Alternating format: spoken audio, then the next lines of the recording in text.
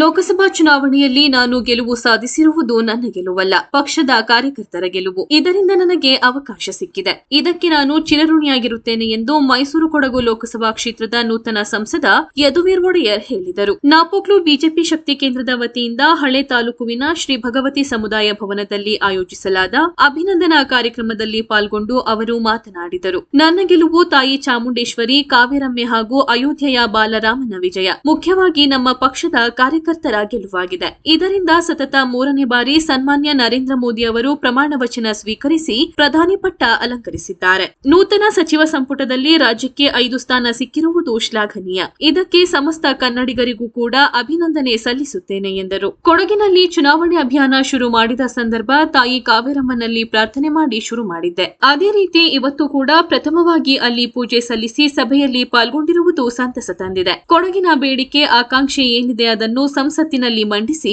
ಎಲ್ಲರ ಅಭಿಲಾಷೆಯಂತೆ ಸೇವೆ ಮುಂದುವರೆಸುತ್ತೇವೆ. ಇದಕ್ಕೆ ಎಲ್ಲರ ಸಹಕಾರ ಅಗತ್ಯ ಎಂದರು. ಕಾರ್ಯಕ್ರಮಕ್ಕೂ ಮೊದಲು ಶ್ರೀ ಭಗವತಿ ದೇವಾಲಯಕ್ಕೆ ಭೇಟಿ ನೀಡಿದ ಯದುವೀರ್ ಒಡೆಯರ್ ಅವರು ಪೂಜೆ ಸಲ್ಲಿಸಿ ದೇವರ ಆಶೀರ್ವಾದವನ್ನು ಪಡೆದರು. ಕಾರ್ಯಕ್ರಮದಲ್ಲಿ ಕುಂಡ್ಯೋಳಂಡ ಹಾಕಿ ಕಾರ್ನಿವಲ್ ಪದಾಧಿಕಾರಿಗಳು ಸಂಸದ ಯದುವೀರ್ ಒಡೆಯರ್ ಅವರಿಗೆ ನೆನಪಿನ ಕಾಣಿಕೆ ನೀಡಿ ಗೌರವಿಸಿದರು. ಈ ಸಂದರ್ಭ ವಿಧಾನ ಪರಿಷತ್ ಸದಸ್ಯ ಎಂಪಿ ಸುಜಾ ಕುಶಾಲಪ್ಪ, ಮಾಜಿ ಶಾಸಕ ಕೆಜಿ ಬೋಪಯ್ಯ, ಬಿಜೆಪಿ ಜಿಲ್ಲಾಧ್ಯಕ್ಷ ರವಿ ಕಾಳಪ್ಪ ಸೇರಿದಂತೆ ಮತ್ತಿತರರು ಉಪಸ್ಥಿತರಿದ್ದರು.